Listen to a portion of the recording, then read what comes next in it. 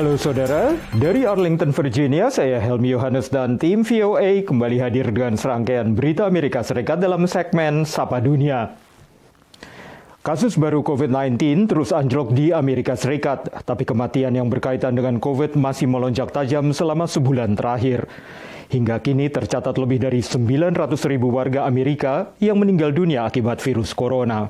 Lonjakan varian Omicron terus melambat di seluruh Amerika dengan kasus baru maupun tingkat rawat inap menurun drastis. Kasus harian baru COVID di seluruh Amerika anjlok hampir 60% selama 3 pekan ini. Sementara jumlah pasien COVID yang dirawat inap turun hampir 40% dalam 16 hari terakhir. Tapi angka kematian masih meningkat. Hampir 2.400 warga Amerika meninggal dunia setiap hari, melonjak hampir 95% dibanding bulan lalu. Ini terjadi saat jumlah kematian akibat COVID di Amerika melampaui 900.000, dengan mayoritas yang meninggal adalah warga yang belum divaksinasi. Data baru dari Pusat Pengendalian dan Pencegahan Penyakit Amerika CDC menunjukkan vaksin tetap menjadi sarana ampuh untuk memberikan proteksi dan menurunkan secara drastis risiko dirawat inap atau meninggal akibat COVID. Dalam penelitian lanjutan, warga dewasa yang belum divaksin menghadapi risiko 3 kali lebih besar tertular COVID dibanding yang sudah divaksin. Menurut ABC News, studi baru menunjukkan selama lonjakan varian Omicron, lebih sedikit pasien yang telah divaksinasi lengkap yang meninggal saat dirawat di rumah sakit dibanding pada saat gelombang varian Delta. Saudara, perwakilan Amerika Serikat mengunjungi Lituania untuk menunjukkan dukungan di tengah ketegangan negara Balkan ini dengan Tiongkok. Ini terjadi setelah Beijing memblokir impor barang produksi Lituania karena negara ini menjalin hubungan dengan Taiwan. Ketegangan Lituania dengan Tiongkok bermula pada 2020 ketika pemerintahan baru Lituania menyatakan dukungan terhadap yang disebut sebagai pejuang pembebasan Taiwan dan mengkritisi pelanggaran HAM Tiongkok di Hong Kong dan Tibet.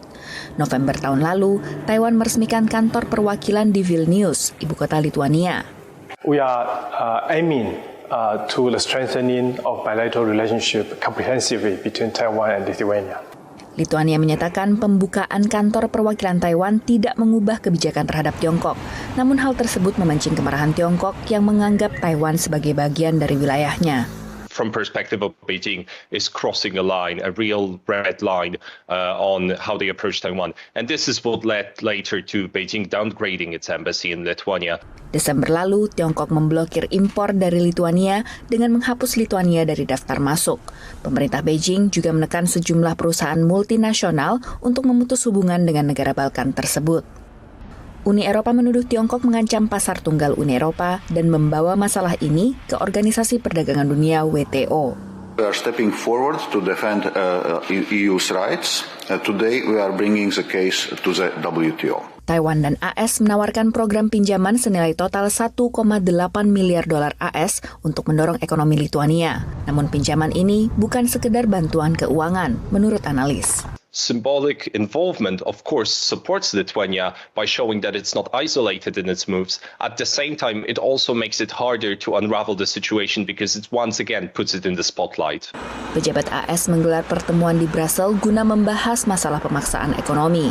Sementara Tiongkok menuduh Lituania berkhianat dan berupaya untuk membajak hubungan Tiongkok dan Uni Eropa.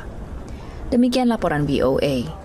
Beralih ke perayaan Tahun Baru Imlek pekan lalu yang berlangsung meriah di kawasan pecinan di berbagai kota Amerika, berbeda dengan tahun sebelumnya yang tidak ditandai dengan parade atau keramaian lain.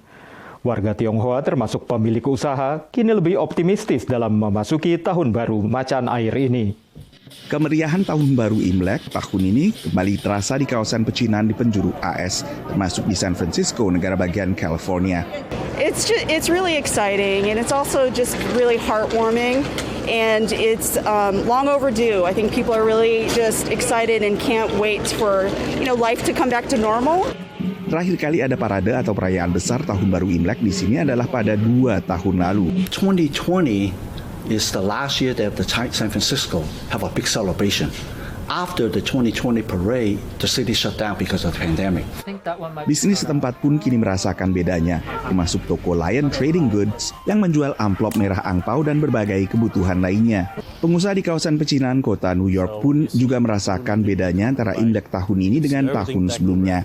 What I'm hearing from people is better now today is better than what I've been hearing 2 years ago. 2 years ago, it was pretty bleak. There was nobody on the streets. Now we see the crowds are out here. Everybody's preparing for the Lunar New Year. They're buying their traditional ingredients to make their end of the year feast. Because this pandemic and all this hate crime and what it did to the business and the people locally, I think everybody came together and they're actually helping each other and they want to look out for each other now. I feel the community is more tight-knitted. Demikian laporan tim VOA. Kini kita tengok Melania Edwards, warga diaspora Indonesia keturunan Inggris yang menulis buku masakan The Tropical Kitchen. Lewat buku ini, Melania memperkenalkan berbagai resep kuliner Indonesia yang berbasis protein nabati, yang menurutnya adalah santapan yang enak dan sehat. Nama saya Melania Edwards and I'm the founder of The Tropical Kitchen. The Tropical Kitchen adalah buku resep masakan Indonesia berbasis protein nabati atau plant-based. Penulisnya Melania Edwards, perempuan muda keturunan Inggris dan Indonesia. Setelah menjalankan pola makan plant-based selama 5 tahun, ia memutuskan untuk berbagi resep makanan Indonesia sehat melalui The Tropical Kitchen yang diluncurkan tahun 2020. In many ways, Indonesian food is destined to be both delicious and healthy. So I'm so proud that I can elevate Indonesian cuisine to the world and share more about our culture globally. Walau tak mudah mereplikasi rasa dan tekstur daging dengan sayur dan buah-buahan tropis yang melimpah, serta bumbu dan rempah-rempah, menurut Mel banyak makanan sehat yang dapat dikreasikan. Buku ini disambut baik para peminat masakan berbasis protein nabati, juga pecinta masakan Indonesia seperti Seth Tibbet, pelopor makanan vegan di Hood River, Oregon. The Tropical Kitchen by Melania Edwards, and it is just fantastic. It has everything that you need to know about Indonesian cooking, but I particularly like the sauces, the sautés, the sambals. Dengan resep yang mudah, cepat, namun bernutrisi dan lezat, menurut Melania juga dapat menciptakan kebersamaan saat memasak dan menyantap makanan. Great food does not need to be complex. Healthy food does not need to be expensive. Healthy eating at the end of the day needs to be something that we can keep up over the long term, and it's so rewarding to see how people's health and vitality can increase as a result of trying these healthier recipes. Dari Washington DC, VOA.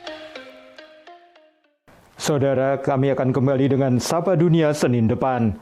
Terima kasih atas perhatian Anda. Dari Arlington, Virginia, saya Helmi Yohanes dan tim VOA.